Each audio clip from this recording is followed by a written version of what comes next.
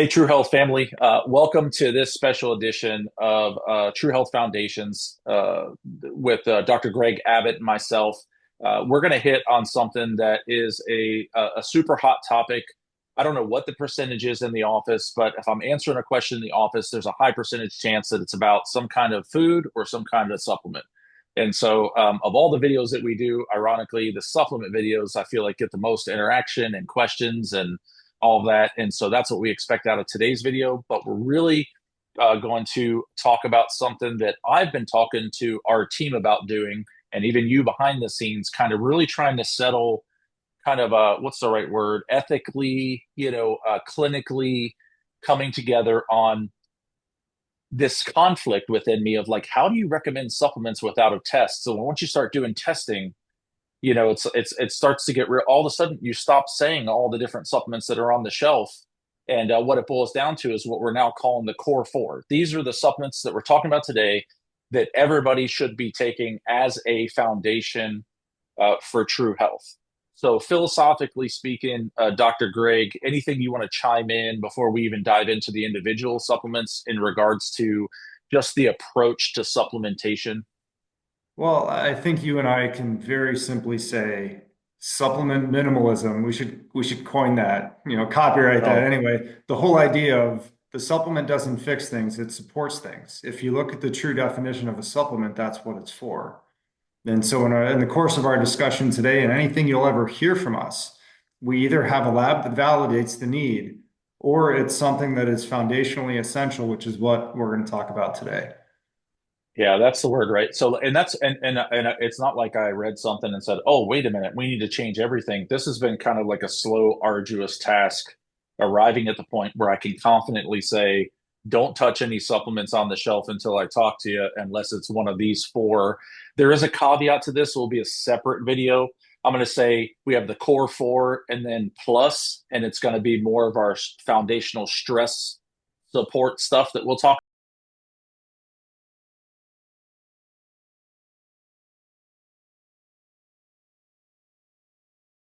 the oldest one, the one I've talked about for the longest, that people are probably most aware of when it comes to an essential, in this case, fatty acid, right? An essential nutrient that we need to get from supplementation. And what we're talking about, of course, is omega 3s. So let everybody know right out of the gate, like what is the main big purpose of why this isn't, kind of a whenever I feel like it supplement, but something that they need all the time.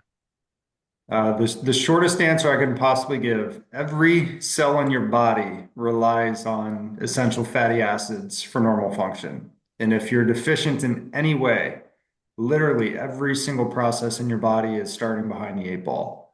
And it's called essential for a reason. Let's define that term. If something is essential to the body, it means you can't manufacture it from the inside. You have to take it in either through food or in this case, in oftentimes supplemental form. We should put this disclaimer out here right away. We would much rather you eat something or lifestyle change something before you would ever take something. But this discussion revolves around things that are just, we believe, inherently required to take because people aren't eating it, or the food supply today is not good enough anymore to get what you need in regards to those essential fatty acids. Right. And when we get into essential fatty acids, omega 3s, one good overarching kind of understanding of how important this is that any health that you're experiencing, any success or performance that you're experiencing, good, or any deficit, disease state, dysfunction that you're experiencing, all of that's happening at a cellular level. And when we talk about toxicity and we talk about inflammation, this is a cellular membrane dysfunction, right? This is stuff that can't get out, so we're becoming toxic. This is the good stuff that can't get in. So your health or lack thereof is happening at the cell level. And that cell membrane, they've said over the last decade, they started to say that it's not the nucleus that's the brain of the cell. They're saying the cell membrane is actually the brain of the cell, the one that dictates the overall function, right? And so omegas are the most potent and direct and long lasting and thousands of studied papers that say that if you want cell membrane integrity, which is AKA you want to be healthy, period, as a human, then you need good cell membrane integrity, and omegas are the biggest influence on that. Yeah, one of the more critical distinctions we have to make here is when we say fish oil, it's more than it's omega-3. Yeah, There's I've been saying actually that. two, yeah. And so to jump the gun a little bit on you, but there's really multiple types of essential fatty acids. But guess what? You're deficient in threes, you're not in the rest. And Yeah. what you'll find in the core four that we're going to talk about in completeness here, every single one of these comes from a deficiency root, which is why you need to take it. And so we'll touch on it in a second here, but we really want to further define omega-3 versus omega-6 and the difference between those. So you take what you're supposed to and can avoid wasting your money and actually harming yourself along the way.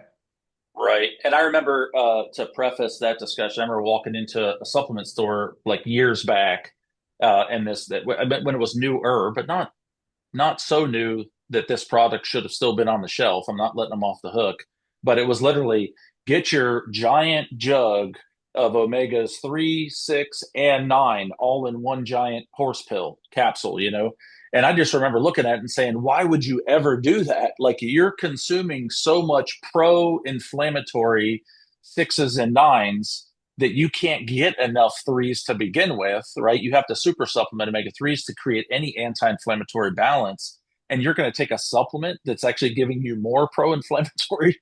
I was like, oh my goodness, like we need to get back to the science on this one. So, and that's what it really boils down to membrane integrity, and then the body's ability to regulate and have appropriate and shut down inappropriate inflammation responses.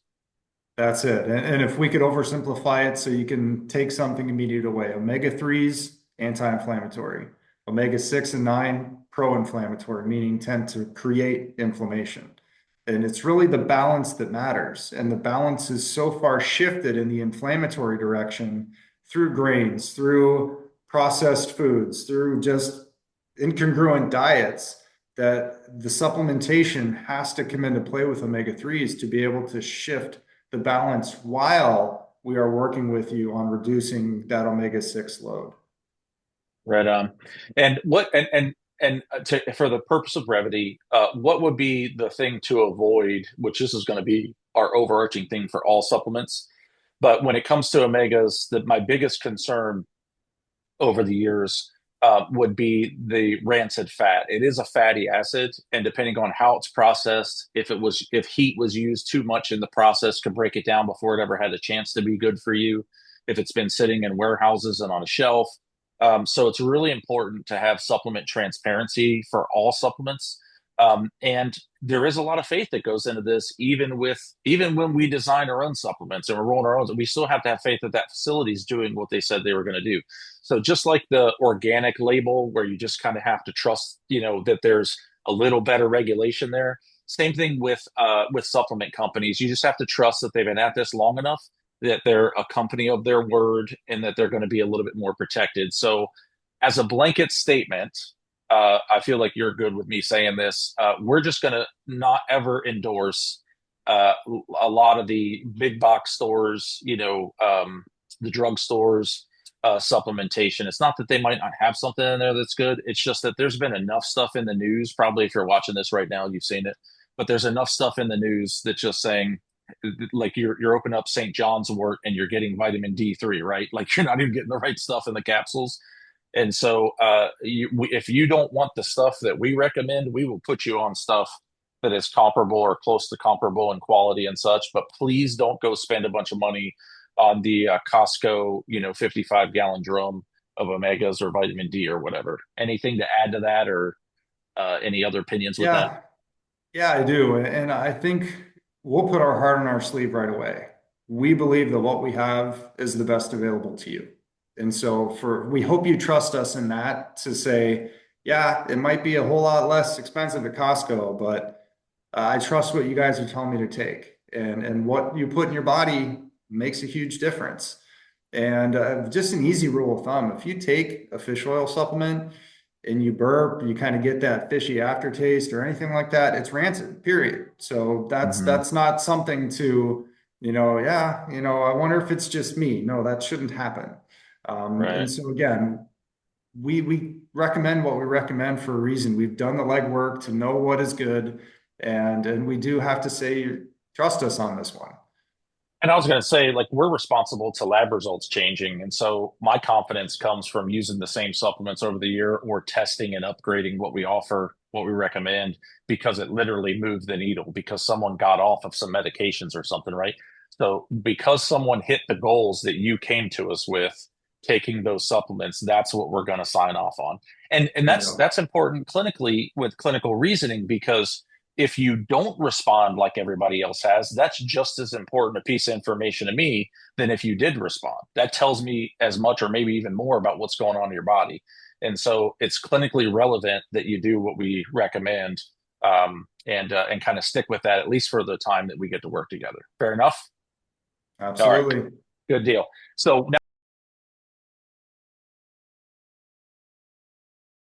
now we're going to go into our second supplement. So core four, number one, omegas.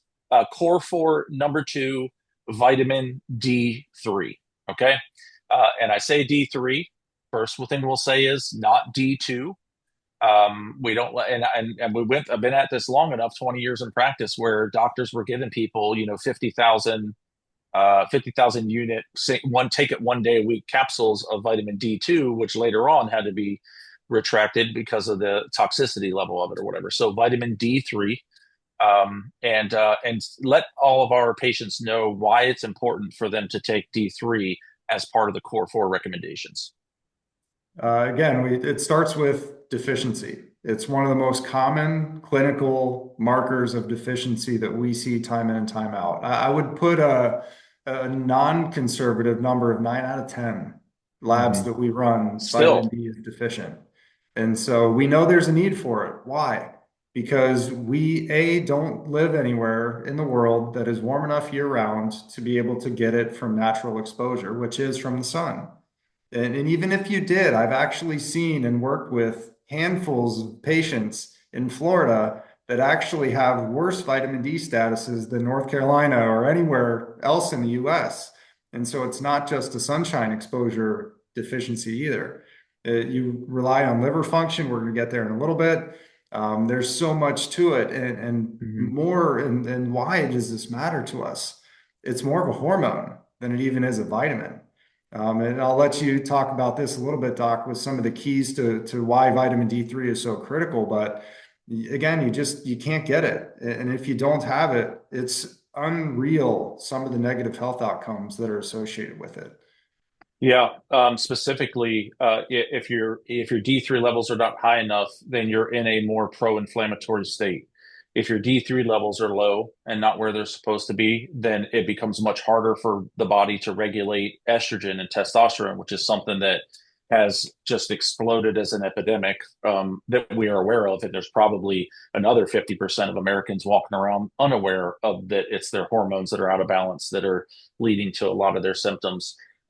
But for sure, vitamin D is known primarily for its amazing research that's been proving it time and time again as far as how it modulates the immune response. That's the big one, right? So when we can get our vitamin D levels up to 65 to 85, you're I think 60 to 80, somewhere in that range, right? Medicine says get it to 35 and you're good, right? It used to argue with me. I sat down with an orthopedist about 12 years ago, and he literally wanted to call me a quack because I thought D3 levels should be above 35.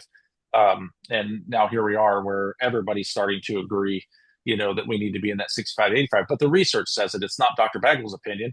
The incidences of the top cancers goes down over 80% if you're hovering around 65 to 85%. It literally triggers the genetic expression of hundreds of genes. Specifically, the one that we like to talk about is that it'll trigger the genetic expression of apoptosis, which is how a cancer kills itself before it becomes a diagnosable cancer, right? Specifically. So you can't say enough good stuff about vitamin D.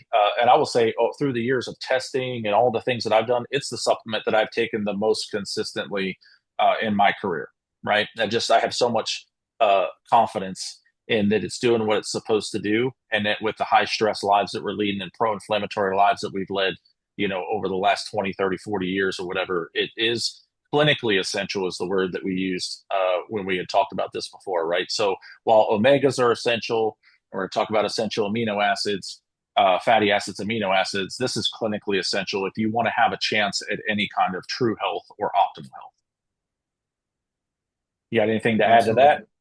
Yeah, no, these are the ones that, these first two are probably less of a, I can't believe they talked about this too. We were probably going to get into a little bit more in these latter two that are less common, but hopefully these two aren't a surprise. But the key is consistency. Most of you already know that you should be doing it. Now you just got Yeah. to commit to a good source and doing it day in and day out and give yourself the best chance. That's right. That's absolutely right. And these are foundational and they're core and they're met with consistency. They're still top tier, some of the most powerful supplements out of the 8 million things to choose from. We're literally pointing you back to the most important ones. The next one is near and dear to your heart, and it's been one of my kind of like superstar supplements over the last 5, 6, 7 years, I guess it is, of just seeing it work, taking it for the first time, actually feeling it. Like that's a rare thing with a supplement that you would like. A lot of these supplements, I guess we should say that too, is like we get it if you don't feel anything right away, right? If you get your D3 levels up, it will improve mood. It has resolved people's anxieties and depressions and buffered them and all that stuff. So you can feel, but you have to be consistent over time. Whereas this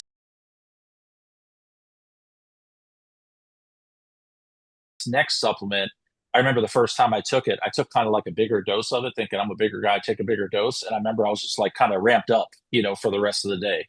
And what we're talking about right now, uniquely, is desiccated liver or liver glandular. So, and just so everybody knows, Dr. Greg's actually formulated his own liver glandular, sourced it from the top sources in the world, and created the product that we actually use in our office and have for several years now.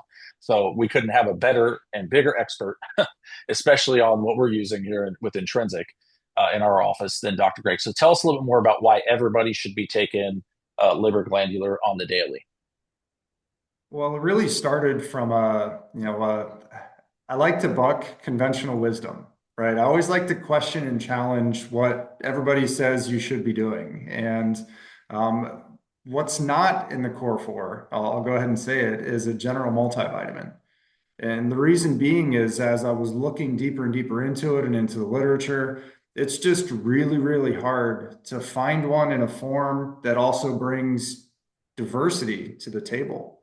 And as you and I clinically have been wrapping our heads around patient care time after time after time, what do we know that our world is becoming more and more of, and it's requiring a harder job for our body, and that's detoxification and liver function. And there's no better foundation to giving yourself a chance to deal with our more toxic world and to allow our body the opportunity to detox appropriately. You need a strong, functional liver. And the best way to help your liver function better is to actually either A, eat it, which most of you are not willing to do, which is Right. hence the supplemental version. Good And point. that's where you actually can help repair and recover the functional aspect of your liver by supplementing with liver. Yeah, that's so good. This has forced me to dive more and more into the liver. One of my favorite things to share with patients about the liver is that it is responsible for over 200 body functions. So it's an essential, it has to be, it's essential that the liver be high functioning. I almost have felt guilty over the years when you go through all these labs and everything comes back to the liver. It's like you're double checking yourself and you're saying, like, all right, is that just, am I stuck in a rut here or is it actually the liver again? Right. And so, but it's just because everything points back to the liver or a lot comes out of the liver, maybe. And then the detox lifestyle idea. So that we talk about if you're going to, rather than in the past, we would like kind of, we didn't know what we know nowadays about living healthily, right? So we had to do like these harsh and heavy detoxes. And then, and they would literally, I mean, they put people down and then we'd get back to living again and then have to do the detox. And then we started talking about living a detox lifestyle, right? So that was kind of the next evolution. That's where we're at now. Is like you really just have to reduce all of your exposures as much as possible, and then support the 24/7, 365 detoxing that's going on. Because to go do all the cleanses makes no sense if you're constantly exposed and if your liver's not working right, right? So if everybody and detox being as essential as it is, and the primary function of the liver, one of the primary functions of the liver, for preventing cancer, for preventing heart disease, but if you're talking to Johns Hopkins or Harvard or whatever, right? Then we just have to make sure that foundationally the liver is working the way it's supposed to. Then we can do outside in cleanses. So inside out detox, outside in detox next. And so liver glandular has upregulated but function, giving people energy and help people actually settle into living a detoxifying lifestyle, which I think is the critical key to beat this toxicity issue. You hit the nail on the head there because, most of the time when we think detox, it's like, oh, it's this 3 day or 5 day or 7 day or 30 day long process that, let's get after it. Our cells should be detoxing every second of every day. And so Right. we need to approach this as an every second of every day solution.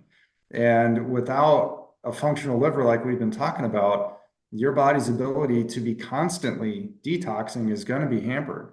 And so instead of forcing something that maybe flip a coin, 50% of the people can actually tolerate and benefit from, why don't you start doing something every day in and day out, that supports that critical organ that just allows your body to be humming along. And so when you might have that extra toxin load come in for whatever reason, you're not going to get that really negative effect from it. Your body's going to be Right. way more capable of dealing with it and just plowing through.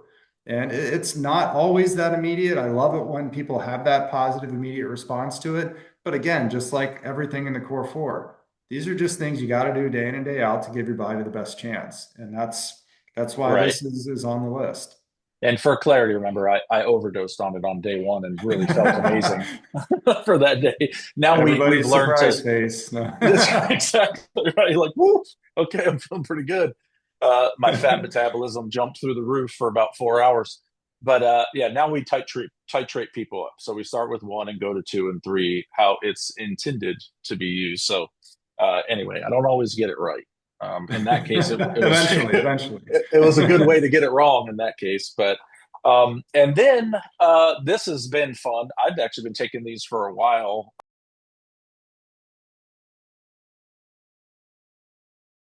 Based off of research, conversations with you.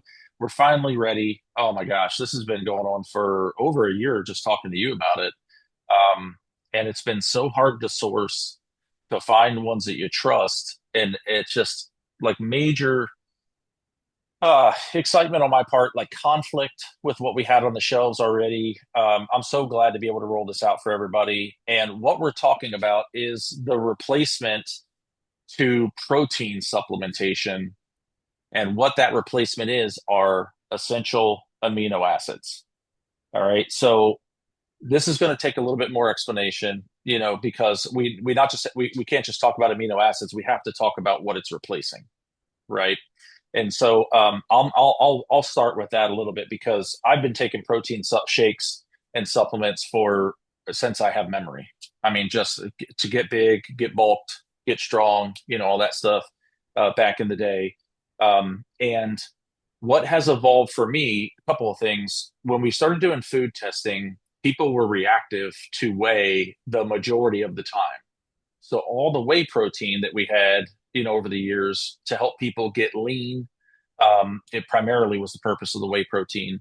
I have to take people off of it if they're reacting to it. And it was such a high percentage. I'm thinking, gosh, all the people who aren't testing for it, they're probably reactive too, which means we're literally spiking inflammation. So that was my first major clinical conflict and ethical conflict.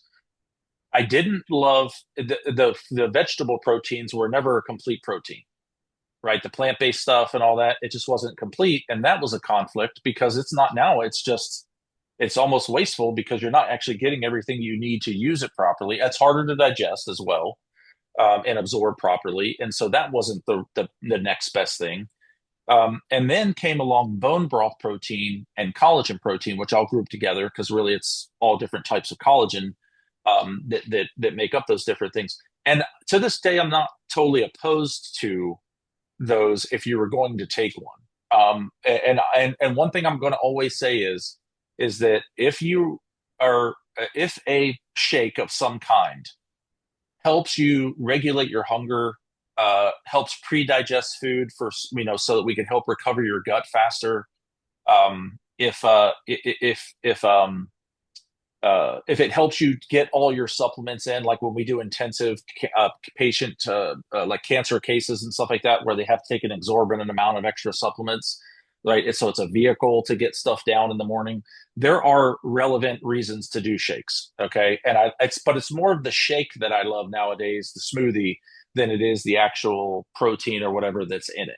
Okay, that's where I've evolved to. So that's my whole history, which lands us at where I get really super excited because all the years of wanting to get the best benefits out of protein, and you'll talk more on this in a second, and not getting those benefits for the reasons that you'll share, you can now flip the script on that. Like now the amino acids are not only doing what we always wanted, but doing it 10 times better than we were always getting it. So that's a huge disparity to come to the conclusion that one's really not working nearly like we thought it was, but yet there's something out there that can actually accomplish the results that we always wanted. So tell us a little bit more about backfill some of that with why we don't do the old stuff, and then let everybody have it as far as how amazing these essential amino Yeah, acids are. yeah. Yeah, I mean, I'm exactly in the same boat as you as far as been there, done that. I mean, whey protein and transitioning to collagen and all of that. And you know what? They're not all inherently evil. I'll just put that out there. We just Right. want the best. And that's really what we so strongly feel we landed on. That's why it's part of the core four. And in order to understand uh, what an amino acid is, or in this case, an essential amino acid is, I'll do the best I can just to kind of paint the picture. And so think of Legos. Let's use Legos as an analogy. Hopefully most people are familiar. And so when we think of protein, protein is the finished Lego all put together. You've assembled all the pieces. Here's the final product. That's everything all put together. Now, each individual piece that was made for that bigger protein, that's what the amino acids are. Okay, so every individual piece is representative of the amino acid. So an amino acid is a building block that leads to ultimately a protein. And that could be a hormone, that could be muscle, that could be skin, that could be Yeah. bone. Every single tissue in our body is made up of protein. And so we need these amino acids in order to make all of these proteins. Well, if you're taking whey and it's inflammatory, that's never going to help you. If you're taking collagen, similar even to a plant-based protein, those fall into that incomplete protein type. And so you said complete protein. Let's define what that means.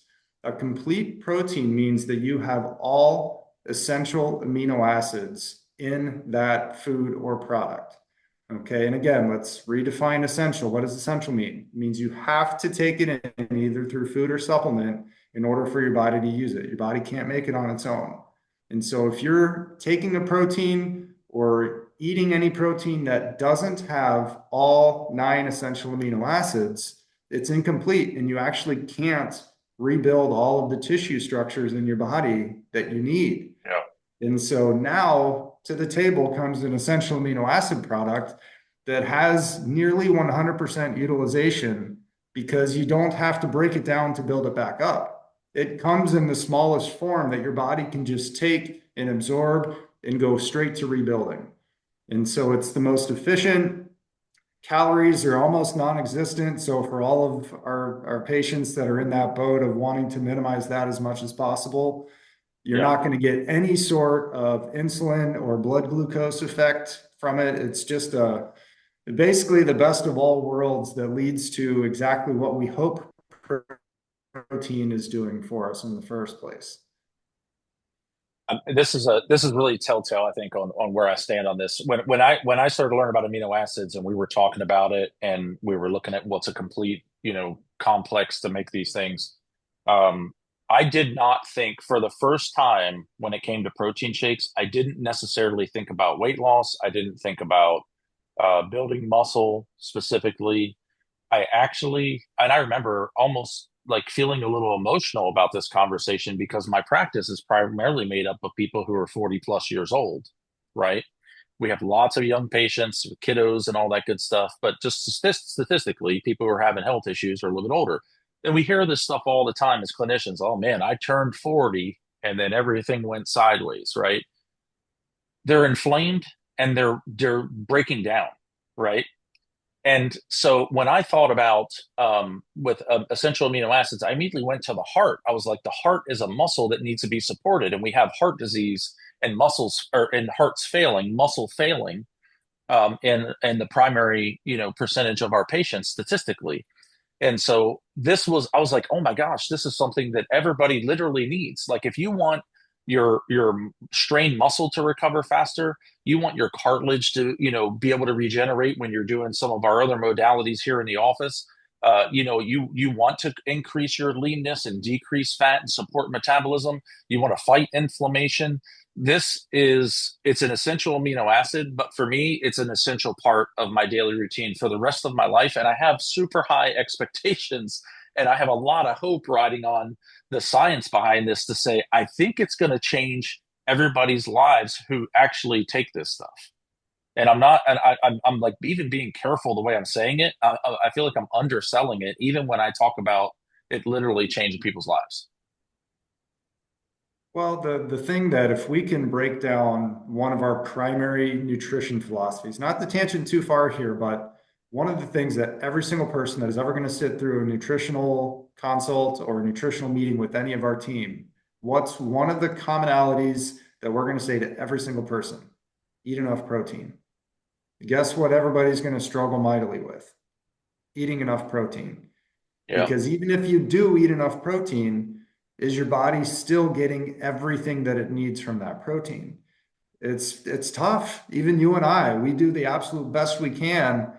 And regardless, we still know right. that this is a daily necessity to make sure that those amino acid stores are full. So whatever our body's demands are for the day, maybe it's actually repleting certain hormones that are related to your ability to sleep. Honestly, that's one of the most amazing Yeah. benefits I've found from it is I am sleeping so much better when I take some before I go to bed. It's incredible because Hmm. one of your key hormones that we need to sleep is what? Melatonin. Melatonin. Well, guess what? Tryptophan is an essential amino acid, the precursor for melatonin. Right. So don't take melatonin, make sure you have enough essential amino acids, and guess what your body's going to do? It's going to take care Right. of the rest. And Yep. that's what we really want for people is give your body the tools that it needs and let it do its job. And this is what it's going to allow us to do. I love it. I'm just sitting here thinking of consults, mood disorders, anxieties, depressions. Those are neurotransmitters that have a protein backbone. People come to us and what they want to lose weight, increasing their leanness rapidly, like Yeah, faster, because this stuff. Talk about just real quick, and I know we don't want to I mean, we could talk for hours on each one of these supplements, but just one thing that popped into my head was the utilization. Can you comment on the utilization? If I take all the different protein supplements that are out there. Okay. If I eat food, that's certainly a protein source, or if I take the essential amino acids. Tell me about how the capability of my body to turn that into something good for me. absolutely. So I'll get a little technical at first. The way you can determine this is based on your body's use and release of nitrogen. So, of the three macronutrients, protein, carbohydrate, and fat, protein is the only one that has nitrogen. And so, if you eat something that contains protein, based on the amount of nitrogen that gets released, will tell you how efficient or how well it was utilized. And so, they use those studies to determine certain foods and supplements as to how well their utilization is. The number one food source is a whole egg and that comes in at about 48%. And so already you're less than 50% with the highest food quality of protein out there. And that's whole egg, not egg white. Okay. So Right. again, you're already really deficient in utilization right away, just because again, it takes a lot for our body to process this stuff. And you've heard that. Don't eat too much protein. It's going to hurt your kidneys, right? Well, there is a little bit of truth to that potentially. Let's talk whey protein. 16% utilization. Yeah. That's what people 16%. need to hear. I mean, it's just unreal. If you get into plant-based, it's in the single digits. Yeah. Our amino acid product, about 99% utilization. There's basically no waste whatsoever. Your body's going to use it all. All of And it. Yep. so that's what's amazing. And each serving is the equivalent of about 20 grams of protein, which is just a beautiful thing. And Right. so whether you need extra servings because you struggle with eating it, or you just want to make sure you've got everything you need, we'll help coach you through what the best way is to utilize it in your day-to-day schedule. But it's just a no-brainer for us. I love it, man. That's what makes my heart feel good about it. I mean, we did our best for over the years, but I don't need to feel bad about the years of having protein on the shelf if we're constantly evolving to do the next best thing, right? If I still keep selling the same stuff over and over again and recommending it, knowing that there's a better choice, then we have a major internal conflict, right? And so it makes my heart feel good that we can actually have someone take something and know that every scoop they're getting almost 100% usage of that. Um, just to reiterate that real quick for everybody, eggs 48% utilization, whey protein 16%, plant-based proteins. I think I've seen 8 and 9% is what I've Correct. seen, maybe Yep. lower. Collagen falls into the same thing, and that's the lower Yeah, utilization so rate. collagen's unique. I don't obviously want to hate on it. It does have benefits, Mhm. but the Yeah, primary amino acids in collagen are actually the non-essential amino acids. And right. so it does have benefit for bones or, Skin, connective hair, tissue nails. and joints and Yeah. skin and, which is Mhm. all great. But the one disclaimer I'll make, if you're taking it as a post-workout, it's going to do nothing for you. It does nothing for muscle. And so Right. just be aware of that. And that is how we coach our patients with collagen nowadays is we're not doing it for, metabolics and all that. We're doing it for tissue repair and such. And again, I like what you said one more time. Like there, all these different proteins do have some benefits, but they have drawbacks and they have utilization rates. And so the essential amino acids, essential for life, period. We now have a way of getting it to you in the best form. So 98+% absorption utilization. So that rounds out our core four, right? That's hopefully after watching this video, people would understand like why we've settled on these and also why I don't necessarily need a lab to know that you need these, right? And hopefully you guys understand that now because I don't want to sound incongruent when we say we test, we don't guess. But these are essential clinically or literally essential nutrients. And so we feel very comfortable and safe. Anything outside of this in my office requires a conversation, right? It just certainly we can make off the shelf recommendations, and there are times when we're going to help somebody manage something acute, or maybe some digestive symptoms that they're having. We can help them kind of neutralize that bloatedness or whatever quickly. But for the most part, bring us your lab work. We can make custom recommendations. But here's the punchline on today's video and on our core four. If you're doing the core four and you're using supplements the way that they're intended to supplement the lifestyle and the proper nutrition, there's a good chance that we won't have a whole lot of things that we have to customize for you, right? There's a really good chance that you're doing better with inflammation and metabolics and hormones and all the things that we test in our panels. And it's likely that we won't even have to have a conversation about it. So, anything else you want to add before we wrap up today's video, Dr. Craig? No, that's perfect. I would double down and say our goal for every single person is to take the core four every day and hopefully need very little outside of that. Life dictates, circumstance dictates. Sometimes you need others, but we want to get everybody to the point that the core four is the staple and don't take anything more than you need to. That's for sure. That's right. The most expensive supplements are the ones that don't work and the ones you don't need. All right. Absolutely. We'll end on that. Thank you guys for watching this video. Hanging in there with us on this important topic of what the most important supplements are. This is a video that would be worthy of sharing with friends and family who are literally spending hundreds, if not even thousands of dollars a month on their family taking all these different supplements. And just remember that if you do have friends and family that are across the country or around the world, we're happy to do consults with them too. We can do everything we do within our Functional Foundations program completely virtually, and happy to do consults to serve your family because you're our family. So we love you guys, and we'll see you in the next video.